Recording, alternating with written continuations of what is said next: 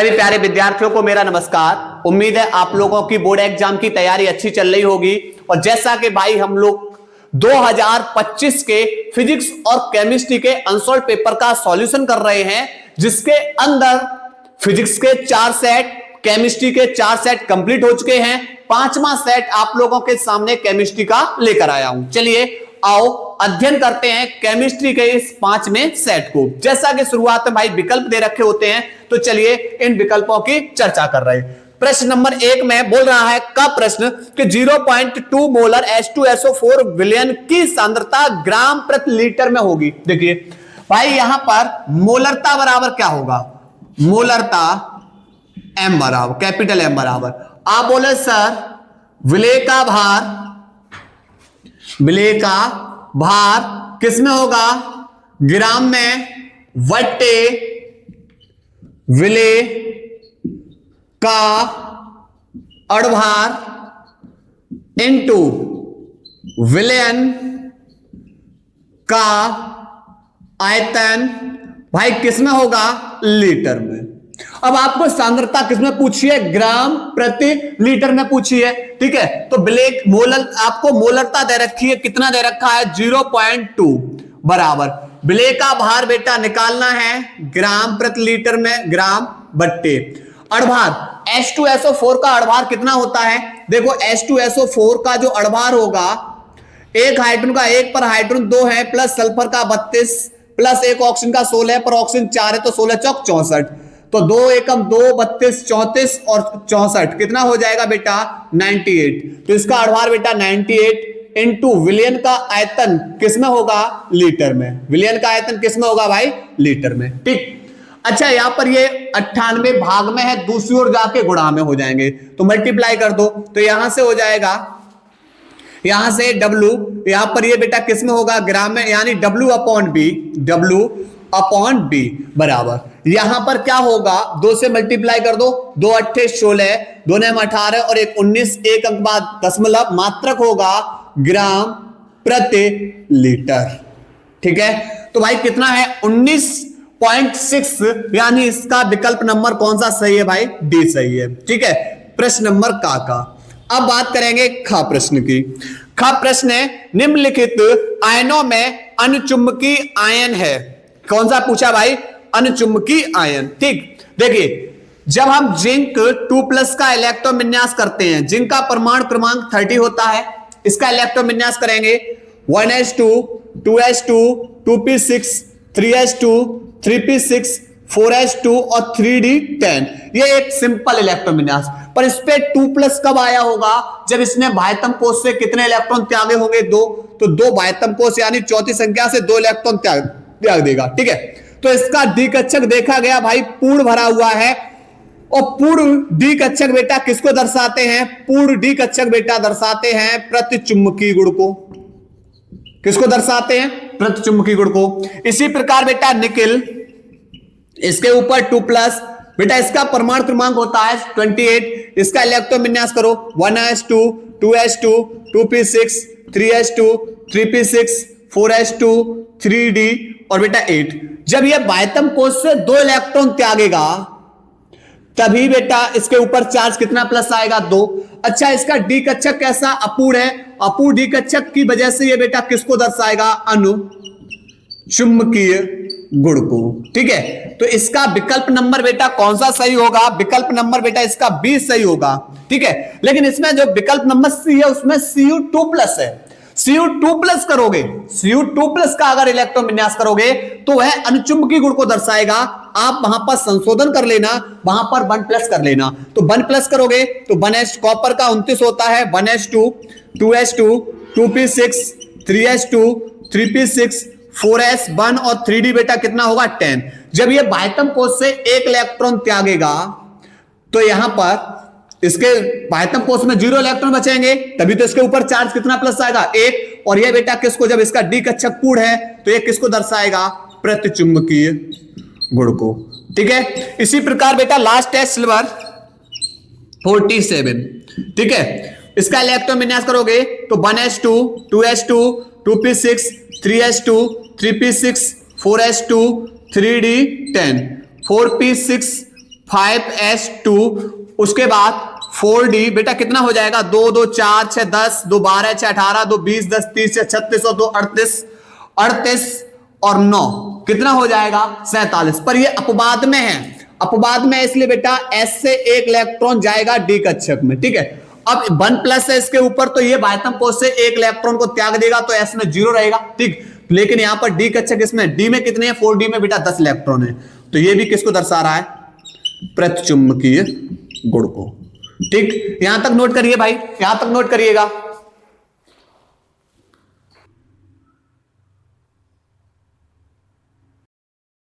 इसके बाद बेटा प्रश्न नंबर ग, देखिए निम्नलिखित में से कौन सा आयन उपसह संयोजन यौगिक नहीं बनाता। देखिए बात करेंगे जो अगर क्वेश्चन नंबर ग, बात करेंगे उपसह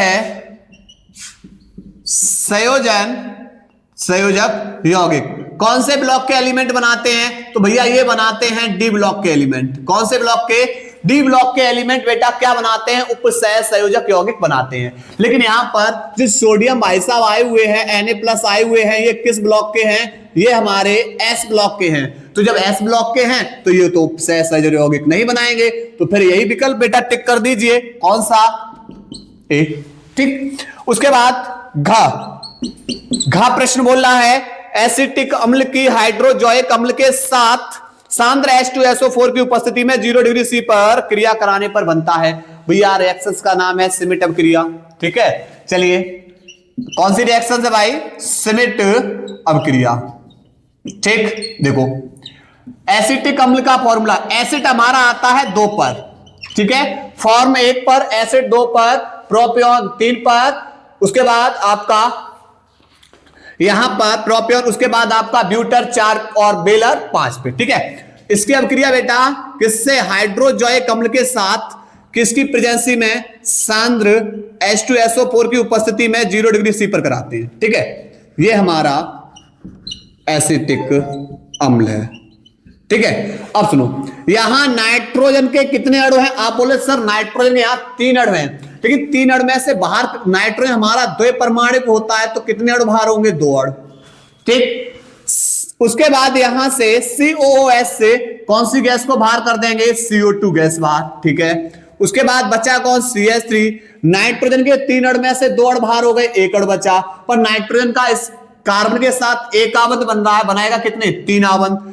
तो यहां पर बचे हुए 2 आवंत वो बनाएगा, वो किसके, इन दोनों हाइड्रोजन के साथ, और ये हमारा कौन बनेगा, प्राथमिक मैथिल एमीन, ठीक है। तो यहां पर भाई कौन सा ऑप्शन सही है, बी सही है इसका, मैथिल एमीन, ठीक है। उसके बाद एनिलीन के ब्रोमीनन से प्राप्त होता है, देखो एनिलीन के ब्रोमीनन से प्राप्त होता है, ये हमारी एनिलीन हो गई। बेंजीन के ऊपर अगर आप NH2 जोड़ दो, ये कौन बन जाएगा भाई, एनिलीन है। इसकी रिएक्शंस ब्रोमीन के साथ करा दो, Br2 यानी ब्रोमीन जल की उपस्थिति में, ब्रोमीन जल की उपस्थिति में, तो आप बोलोगे सर Br को एक ही बार में ऑर्थो, पैरा और ऑर्थो पर एक ही रिंग के ऊपर जोड़ना है, ठीक है। तो यहां पर क्या हो जाएगा, यहां पर बेटा ऊपर रहेगा NH2, Br2 से धनात्मक समूह मिलेगा Br, ऑर्थो, पैरा और ऑर्थो पे एक ही बार में जोड़ना है, ठीक। क्योंकि जब आप Br2 को तोड़ोगे तो टूट जाएगा Br प्लस Br, यहां पर एक Br धनात्मक है और भी एक Br कैसी होगी, ऋणात्मक, तो धनात्मक वाली Br को ऑर्थो, पैरा, ऑर्थो पे जोड़ना है, ठीक। बची हुई ऋणात्मक Br वो इस 3H के साथ बाहर हो जाएगी, ठीक। ये बन जाएगा 2,4,6 try bromo aniline, try bromo aniline. कौन सा विकल्प भाई इसमें है, जरा देखिए, इसके अंदर बेटा विकल्प नंबर सी है, ठीक है। विकल्प नंबर कौन सा भाई, सी है, ठीक। उसके बाद इंसुलिन के जल अपघटन से प्राप्त होता है, बेटा यहां पर ध्यान रखना, फ्रैक्टोज, फ्रैक्टोज। इसका विकल्प नंबर बेटा कौन सा है, बी, सही, ठीक है। चलिए यहां तक के ये विकल्पों की बात हो गई, नोट करिए। चलिए भाई इसके आगे प्रश्न हल करने वाले हैं दूसरे का। दूसरे का प्रश्न बोल रहा है राउल्ट के नियम को परिभाषित कीजिए। बेटा इसमें जाके लिए थोड़ा सा कष्ट कर लियो। कहां पे आप लोग पहुंचियो, सेट 1 के अंदर के एक कोड मिलेगा, उसमें आपको दूसरा प्रश्न में ही राउल्ट का नियम मिल जाएगा, वहां पर आपको पूर्ण रूप से करा दिया गया है, देख लेना। ठीक है, हम चल रहे हैं प्रश्न नंबर ख की ओर। बोल रहा है विलयन में Cu1+ आयन रंगहीन जबकि Cu2+ आयन रंगीन होते हैं, क्यों? चलिए आओ समझते हैं। देखो यहां पर Cu1+ और बात करेंगे Cu2+ की। सबसे पहले इनका इलेक्ट्रॉन विन्यास करोगे। देखो 1s2 2s2 2p6 3s2 3p6 4s1 और 3d बेटा कितना होगा 10, क्योंकि इसका जो परमाणु क्रमांक होता है वो कितना होता है 29 होता है। ठीक, और ये अपवाद में होता है। ठीक है, इसलिए बेटा s कक्षक से एक इलेक्ट्रॉन किसमें पहुंच जाता है d कक्षक में। ठीक, क्योंकि इसका d कक्षक कैसा करना होता है स्थायी। इसी प्रकार इसका इलेक्ट्रॉन विन्यास करो 2p6 3s2 3p6 4s1 और 3d10। अब बात आ रही है कि भाई इस पे ये तो सिंपल इलेक्ट्रॉन विन्यास कर दिया कॉपर का, लेकिन यहां पर कॉपर के ऊपर चार्ज कैसा है 1+। कब आया होगा? जब इसने बाह्यतम कोष से एक इलेक्ट्रॉन, और बाह्यतम कोष बेटा कौन सी संख्या है? चौथी संख्या। जब एक इलेक्ट्रॉन यहां से त्याग देगा तो बाह्यतम कोष में इलेक्ट्रॉन कितना बचेगा 0, और इसके ऊपर चार्ज कितना है 1+। ठीक, अब बात करेंगे 2+ कब आया होगा? जब इसने बाह्यतम कोष से कितने इलेक्ट्रॉन त्यागे होंगे 2, तो एक तो बेटा 4s से इलेक्ट्रॉन त्याग देगा। ठीक, अब बचा हुआ एक इलेक्ट्रॉन वो अंतिम उपकोष से त्याग देगा, तो यहां 9 बचेंगे। तो इसका बेटा देखना डी कक्षक कैसा है। आप बोलो सर डी कक्षक में 10 इलेक्ट्रॉन है, तो इसका डी कक्षक कैसा है? पूर्ण है। अब मैं बात करूंगा नीचे वाले के लिए। आप देखो सर इसका डी कक्षक पूर्ण नहीं है, डी कक्षक पूर्ण नहीं है। ठीक है, क्यों? क्योंकि डी कक्षक पूर्ण कब होगा? जब डी में 10 इलेक्ट्रॉन उपस्थित होते हैं। ठीक है, तो अपूर्ण डी कक्षक के कारण बेटा यह किस गुण को दर्शाता है? रंगीन। और पूर्ण डी कक्षक के कारण यह किसको दर्शा रहा है? रंगहीन गुण को दर्शाता है। तो आप लोग बेटा कैसे लिखोगे? लिखोगे विलयन में Cu+ आयन रंगहीन गुण को प्रदर्शित करता है, क्योंकि उसका डी कक्षक कैसा होता है? पूर्ण होता है। जबकि Cu2+ विलयन में Cu2+ आयन रंगीन गुण को प्रदर्शित करता है, क्योंकि उसके डी कक्षक में अयुग्मित इलेक्ट्रॉन उपस्थित होते हैं, या डी कक्षक कैसा होता है? अपूर्ण होता है। ये आप लोग बेटा प्रश्न को लिख लियो। ठीक है, उसके बाद ख के बाद बेटा आते हैं ग प्रश्न की ओर। ग प्रश्न बोल रहा है एक दंतुर तथा दो दंतुर लिगेंड को उदाहरण द्वारा समझाइए। समझो, बात करेंगे एक दंतुर लिगेंड। अब एक दंतुर लिगेंड किसे बोलेंगे? तो भैया ऐसे बे लिगेंड जिनके पास केवल एक दाता परमाणु होता है। कौन होता है बेटा? बे लिगेंड, ऐसे लिगेंड जिनके पास केवल एक दाता परमाणु होता है, एक दंतुर लिगेंड कहलाते हैं। अर्थात केंद्रीय धात परमाणु के साथ केवल कितना आबंध बनाएंगे? एक ही आबंध बनाते हैं। जैसे उदाहरण में बेटा इसके एग्जाम्पल की बात करेंगे OH-। आप बोले सर इस पे एक माइनस है, अर्थात केंद्रीय धात परमाणु के साथ कितना आबंध बनाएगा? एक आबंध। Cn पे माइनस, आप बोले सर इस पे भी माइनस है, कितना माइनस है? एक माइनस है, अर्थात केंद्रीय धात परमाणु के साथ कितना आबंध बनाएगा? एक माइनस। Cl-, Br-। ठीक है, आदि। ठीक, तो जा में क्या लिखोगे? लिखोगे भाई ऐसे लिगेंड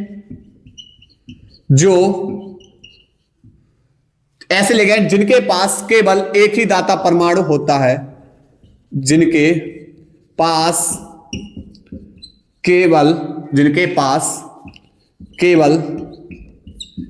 एक ही दाता परमाणु उपस्थित होता है,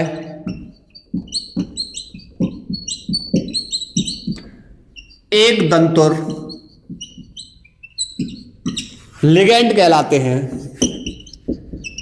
एक दंतुर लिगेंड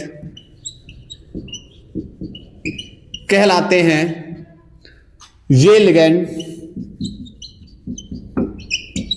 केंद्रीय धात परमाणु के साथ, केंद्रीय धातु परमाणु के साथ एक उपसह संयोजक आबंध बनाते हैं। एक उपसह संयोजक आवंद बनाते हैं, आवंद बनाते हैं। ठीक है, ये एक दंतुर लिगेंड हो गई। अब बात करेंगे द्वैदंतुर लिगेंड। तो आप बोले सर ऐसे लिगेंड जिनके पास कितने, दो दाता परमाणु उपस्थित होते हैं। ऐसे लिगेंड जिनके पास दो दाता परमाणु उपस्थित होते हैं क्या कहलाएंगे, द्वैदंतुर लिगेंड। अर्थात ये केंद्रीय धात परमाणु के साथ एक ही समय में कितने आवंद बनाते हैं, दो आवंद बनाते हैं। कितने आवंद बनाएंगे, दो आवंद बनाते हैं। ठीक है, एग्जाम्पल में बेटा आप लिख सकते हो इसका C2O4 ऑक्सोलेट, ठीक है, CO3, इसके ऊपर भी 2- भाई कितने चार्ज इसके ऊपर, 2-, अर्थात ये बेटा केंद्रीय धात परमाणु के साथ कितना आवंद बनाएगा, दो। इनके ऊपर चार्ज कितना था, 1-, तो कितना आवंद बना रहे थे, 1। ठीक है, तो क्या लिखोगे, लिखोगे ऐसे लिगेंड जिनके पास दो दाता परमाणु उपस्थित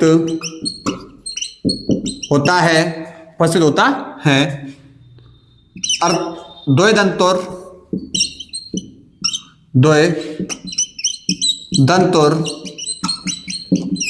लिगेंड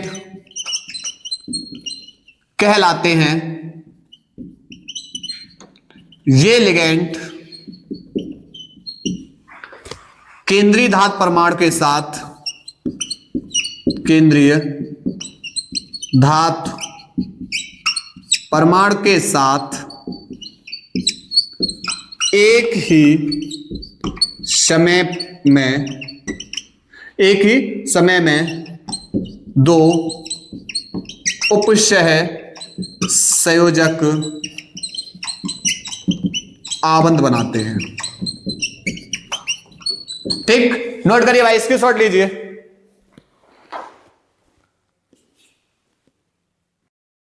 इसके बाद भाई देखिए, उसके बाद बेटा है हमारा घ, ग्रिग्नार्ड अवकर्मक के उपयोग लिखिए। घ प्रश्न है ग्रिग्नार्ड अभिकर्मक के उपयोग। ठीक है, नंबर 1, प्रयोगशाला में अभिकर्मक के रूप में, प्रयोगशाला में अभिकर्मक के रूप में। नंबर 2, कार्बनिक संश्लेषण में। ठीक है, कार्बनिक संश्लेषण में। ठीक, उसके बाद अगला प्रश्न है घ। घ के बाद बेटा अब आ जाएंगे प्रश्न नंबर 3 के का पे। 3 का क्या बोल रहा है, 27 डिग्री पर यूरिया के m/10 बिलियन का परासरण दाब ज्ञात कीजिए। देखिए यहां पर परासरण दाब बेटा फॉर्मूला क्या होता है, परासरण दाब निकालने के लिए फॉर्मूला होता है P बराबर CRT, दूसरा होता है P बराबर N/B R इंटू टी, और तीसरा होता है P बराबर w बट्टे MA इंटू B, ऊपर बेटा R इंटू में T। ठीक है, अब परासरण दाब को बेटा P या बेटा पाई, P या पाई किसी से लिख सकते हो आप, परासरण दाब को। ठीक है, P या पाई किसी से लिख दीजिए, प्रदर्शित कर लीजिए। ठीक है, C हमारी सांद्रता है, C हमारी क्या है भाई, सांद्रता है। R हमारा गैस नेतांक है, T हमारा परम ताप है, T हमारा क्या है, परम ताप है। अब इसका मात्रक बेटा किसमें होता है, केल्विन में। किसमें होता है, केल्विन में। चलिए आपको सवाल में क्या दे रखा है, दिया है, देखो यहां पर सवाल में क्या दे रखा है, देखो तापमान दे रखा भाई कितना डिग्री C, 27 डिग्री C। तापमान डिग्री C में जब भी आपको केल्विन में बदलना है तो 27 में ऐड कर दीजिए भाई 273, तो ये बेटा कितना हो जाएगा जुड़ के 300, और ये किस में बदल जाएगा, केल्विन में। ध्यान रखना क्योंकि यहां पर परमताप का मात्रक किस में होता है भाई, केल्विन में होता है। ठीक है, उसके बाद यहां पर सांद्रता दे रखी है C बराबर 1/10 मोलर। ठीक है, ये भाई किस क्या दे रखी है, सांद्रता दे रखी है, m/10 का मतलब 1/10 मोलर, ये सांद्रता है मोल प्रति लीटर के अंदर। ठीक, उसके बाद गैस नेतांक R का मान होता है 0.0821 लीटर वायुमंडल, मोल इनवर्स, केल्विन इनवर्स। ठीक, चलिए तो आप बेटा यहां पर पराशर दाब को निकालना है, आप लोग समझ चुके होंगे कौन सा फॉर्मूला लगना है। तो P बराबर बेटा CRT। इसको हल कराने के भाई हमारे पास दो तरीके हैं, लेकिन ये सबसे बेस्ट है आप लोगों के लिए। P बराबर होगा CRT। ठीक है, प्लस जो सांद्रता है वो कितनी है, 1/10, R का मान 0.0821, तापमान बेटा कितनो है वो 300 केल्विन, 300 केल्विन। ठीक है, अब करना क्या है, देखो दशमलव हटाओ, 1 2 3 और 1 4, तो देखो यहां से 1 2 3 और 1 4, तो 1 2 3 से 1 2 सॉरी 2 जीरो से 2 जीरो बेटा कटेंगे। ठीक है, 2 जीरो से कितनी जीरो कटेंगे, 2 जीरो। ठीक, अब मल्टीप्लाई कर दो आप, 3 एकम 3, 3 दूनी 6 और 3 8 24 बट्टे बेटा यहां पर ये कितने हो जाएंगे 1000। कितने अंक बाद 10 लगा दो, 2 अंक बाद, तो 2.463 और इसका मात्रक क्या होगा, वायुमंडल। ठीक, नोट करिए भाई इस सवाल को, नोट करिएगा। इसके बाद भाई प्रश्न नंबर तीसरे का ख बोल रहा है भाई, आणविक सूत्र C4H10O के सभी संभावित समावयवी एल्कोहल के सूत्र लिखिए। चलिए नंबर 1 पहला समझते हैं। यहां पर आपको आणविक सूत्र दे रखा है, क्या है, C4H10O। ठीक है, चलिए, और सभी एल्कोहल के संभावित सूत्र पूछे हुए हैं। नंबर 1 देखिए, सबसे पहले आप CH3 CH2 CH2 CH2 और आप OH को यहां जोड़ सकते हो। ठीक, देखिए 3 2 5 और 2 7 और 2 9 और 1 10। ठीक है, ये हमारा कौन बनेगा, ये हमारा बना नॉर्मल ब्यूटिल अल्कोहल, पहली संरचना। अब आप इस OH को पहले नंबर पे जोड़ा हुआ है, आप इस OH को उठाओ दूसरे कार्बन पे जोड़ दो, तो CH3 CH2 CH, यहां OH को जोड़ दिया, उसके बाद CH3, तो ये वाला कौन सा हो जाएगा, ये OH जिस कार्बन से जुड़ा हुआ उस कार्बन के 2 आवन से कार्बन श्रृंखला है, इसलिए ये सेकेंडरी बन जाएगा, सेकेंडरी ब्यूटिल अल्कोहल। ठीक, 2 हो चुकी। अब उसके बाद अगर आपने बेटा इस कार्बन पे जोड़ा तो ये सेम संरचना बन जाएगी। अब कार्बन के ऊपर कार्बन जोड़ दो, CH3 यहां पर CH और यहां CH2OH, तो ये हमारा बन जाएगा भाई आइसो, और कार्बन 4 हैं ब्यूटिल अल्कोहल। ठीक है, फिर कार्बन के ऊपर एक और कार्बन जोड़ दो, तो CH3, इसके ऊपर बेटा यहां पर CH3 और यहां जोड़ दिया हमने OH, ये बनेगा बेटा, इसे नियो बोल सकते हैं या थर्ड डिग्री बोल सकते हो। ठीक है, ब्यूटिल अल्कोहल। ठीक, ये हमने बेटा क्या बना दी, इसकी संभावित संरचनाएं बना दी है। ठीक है, चलिए नोट करिए यहां तक बेटा, नोट करिएगा।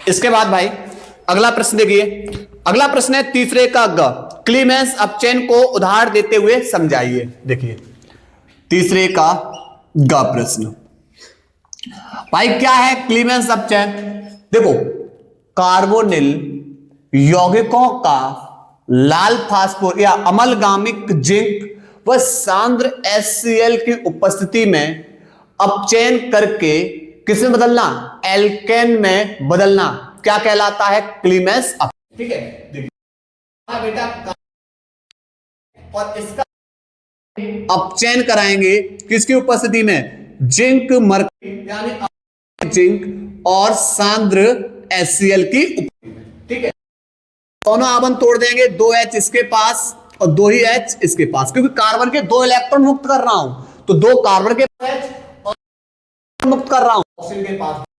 यहां से बेटा ये किसमें परिवर्तित हो जाएगा, ये बदल जाएगा बेटा एल्केन में, प्लस और कौन बाहर हो जाएगा भाई, H2O जल।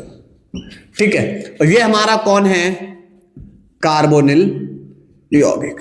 तो कार्बोनिल यौगिकों का अमलगामिक जिंक व सांद्र HCl की उपस्थिति में अपचयन द्वारा किसका निर्माण होता भाई, एल्केन परिवर्तित हो जाता। ठीक है, अब हम इसके दोनों बॉन्ड पे बेटा हमने किसको रख दिया, दोनों बॉन्ड पे हमने हाइड्रोजन को मान लिया रख दिया। ठीक है, और हम इसका क्या कराएंगे, अपचयन कराएंगे। उत्प्रेरक जिंक मरकरी सांद्र HCl। तो आप बोले सर इसके दोनों आबंध तोड़ दो, ऑक्सीजन के 2 H तोड़े हैं, 2 बॉन्ड तोड़े हैं, 2 H ऑक्सीजन के पास, कार्बन के 2 बॉन्ड तोड़े हैं आपने, 2 H कार्बन के पास, ठीक है। तो यहां से 2 H एक O को लेकर बाहर H2O प्लस, इस कार्बन के पास पहले से 2 H थी, 2 और पहुंच गई तो कितना हो गया CH4, और ये हमारा कौन बन गया, मीथेन, ठीक है। क्वेश्चंस, उसके बाद क्वेश्चन नंबर बेटा घ, आपको टॉलन अपकर्मक क्या है, इसकी ग्लूकोज के साथ अपक्रिया का रासायनिक समीकरण, यह बेटा आपको सेट नंबर चौथे में मिलेगा, जिसका कोड हमारा है केडी। केडी कोड के अंदर बेटा ये क्वेश्चंस को हमने पूरा का पूरा सॉल्यूशन दे दिया है, ठीक है। चलिए यहां तक नोट करिए।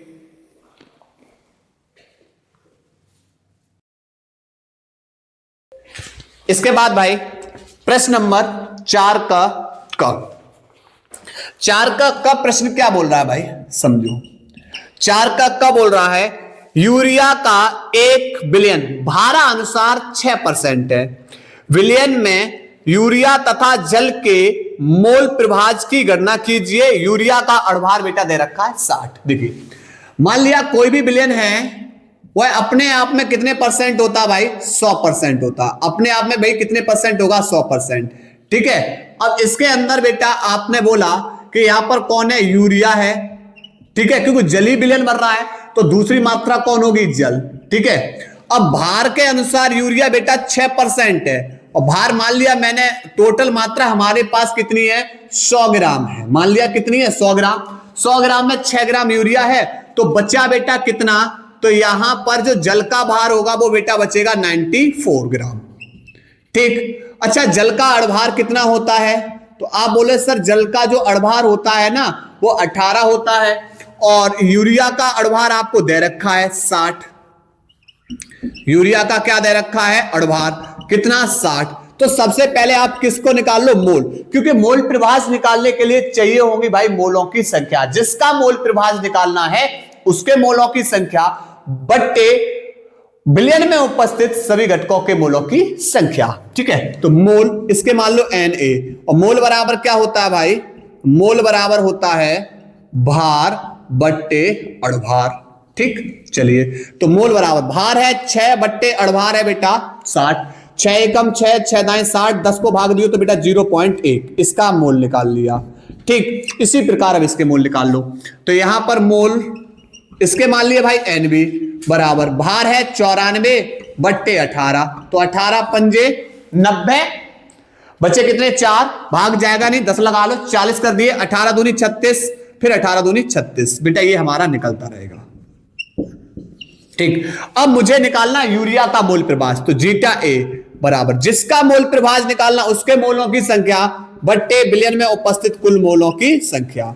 तो यहां पर Na का मान 0.1 बट्टे Na का मान है बेटा 0.1 प्लस Nb का मान 5.22, ठीक। तो यहां से बेटा कितना हो जाएगा, यहां से देखो, तो यहां पर जीटा A बराबर 0.1 बट्टे ऐड करो, यहां पर बेटा 5.22 में 0.1, तो यहां पर 5.32 हो जाएगा, ठीक है, बट्टे 5.32, 10 ऊपर एक जीरो और बढ़ा लो, दशमलव कैंसिल, भाग कर दो, 532 का भाग 10 में करोगे, भाग जाने भाग टूटे बिन 10 लगा 0, फिर भाग नहीं जाए भाग टूटे बिंदी फिर 0, एक बार जाएगा, एक बार चला जाएगा, तो यहां पर इसका जीटा A बराबर बेटा निकलेगा 0.01, ठीक है। अब मुझे पता है कि भैया दोनों का मोल प्रभाज zeta A plus zeta B दोनों का मोल प्रभाज किसके बराबर होता है, 1 के।